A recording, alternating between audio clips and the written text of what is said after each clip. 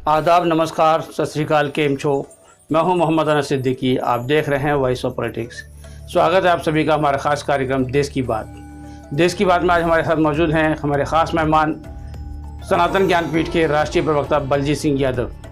कृष्ण जी की जो सोच थी बड़ी दूरदर्शी थी जी, और उनके शासन में, उनके राज्य में कोई कुपोषण का शिकार ना हो, उसके लिए वो माखन चोर भी कहलाए। जी जी घर से माखन चुरा के लेके जाते, गरीबों को देते थे, जी जो आज के दौर में नहीं मिलता। कृष्ण जी का ये चरित्र कहें जी या उनकी आदत है, जी लेकिन आज वो गई हो गई है। जिस तरीके से हमने श्री रामचंद्र जी का राजनीतिक दोहन किया, अयोध्या के मामले में लेकर के गए और एक लंबी सैकड़ों साल की प्रक्रिया के बाद मामला सेटल हुआ न्याय में। लेकिन कभी भी कृष्ण जी का इस तरीके से राजनीतिक तौर पे कहें या धर्म के आधार पर इतना प्रचारित नहीं किया गया जितना उनको प्रचार मिलना चाहिए था।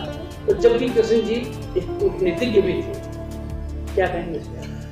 देखिए सिद्दीकी भाई, मैं इसमें थोड़ा सच बोलूँगा। वैसे तो मैं सच ही बोल रहा हूँ जो बात बोल रहा हूँ, लेकिन इसमें थोड़ा कड़वा लगेगा लोगों को। मेरा अर्थ ये था, पहले बात करते भगवान श्री कृष्ण का। जो आपने कहा कि वो माखन चोरते थे, ये सब चीज़ें देखिए एक समय के साथ व्यक्ति अपने पूर्वजों से सीखता है, मेरे पूर्वजों का अनुसरण करता है।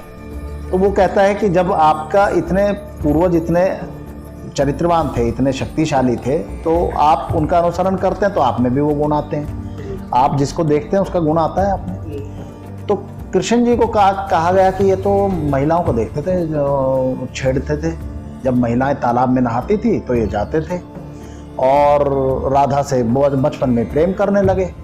और माखन चोरते थे, वो तो चोर थे, वो तो ये थे। आप समझिए कि जो दूध था, माखन था, किसान उसको बेचने ले जाते थे। वो कहते थे कि अपने बच्चे भूखे हैं, कुपोषित है, आप इसको बेच डालते हैं। तो पहले आप अपने परिवार पे ध्यान दीजिए, रोजी रोटी रखिए, आप इसका एक हिस्सा बेचिए, 2 हिस्से घर में रखिए, इसके वो करते थे। महिलाओं को उन्होंने जागृत किया कि खुले में ना नहाया करें। हर तरह के समाज में लोग होते हैं, तो उन्होंने कहा कि इस तरह से नहाना उचित नहीं है। मतलब ये वो देखते नहीं थे। आप बताइए, कदम का वृक्ष कहते हैं, उस पर देखते थे, उसकी डाल इतनी हल्की होती है, व्यक्ति बैठेगा वो टूट के गिर जाता है। तो श्री कृष्ण जी उस पर कैसे बैठे? दूसरी बात जो थी कि उन्होंने प्रकृति पूजक थे। उन्होंने कहा पहाड़ों को संरक्षित रखिए, गाय पालिए, उससे क्योंकि आमदनी होती है, दूध मिलता है बच्चों को, ये सब होता है। उन्होंने कहा सरस्वती नदी को बचाइए, वो बची नहीं, लोगों ने ध्यान नहीं दिया। इंद्र की क्योंकि पूजा करते थे, उन्होंने भ्रम तोड़ा कि ये एक राजा है, तुमको डरने की जरूरत नहीं है और प्रकृति हमको सब कुछ देती है, इसलिए इसकी उपासना करिए, वो की।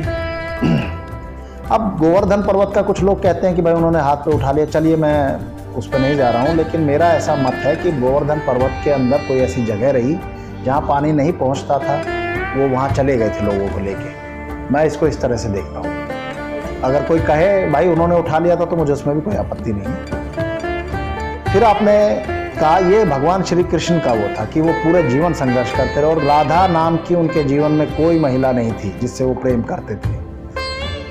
पूरा जीवन आप उनका उठा के देख लीजिए, पुराण में देख लीजिए, या जो साहित्य उनके ऊपर उपलब्ध है उसको पढ़ लीजिए, कोई राधा नाम की महिला उनके जीवन में नहीं थी। उनके पास इतना समय ही नहीं था कि वो प्रेम कर सके। पूरे जीवन तो संघर्षों में उलझे रहे। जिस व्यक्ति के जन्म होते ही आप समझिए उसकी पीड़ा को, उसके माँ बाप को जेल में रखा जाए, क्या वो प्रेम के चक्कर में पड़ेगा? जिसके माँ बाप, अगर आज मुझे कह दिया जाए कि तुम्हारी माँ या पिता या भाई बंधु कष्ट में है, तो क्या मैं प्रेम के चक्कर में पड़ा रहूँगा या मैं जाके अपना कर्तव्य निभाऊंगा? तो एक ये प्रश्न है। दूसरा आते हैं भगवान राम के विषय में। देखिए, दोनों के मध्य कम से कम अंतर जो है वो 2500 साल का है, जो समय का काल की जो गणना कहती है।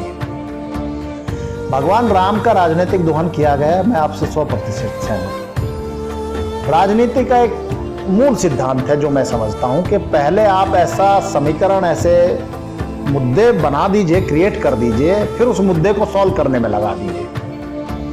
बीजेपी ने, मैं नाम लेकर कह रहा हूं, बिल्कुल अयोध्या में मुझे नहीं लगता कि कोई ऐसी शायद बाबरी मस्जिद रही होगी, होगा कोई ढांचा होगा, मस्जिद होगी, कुछ होगा।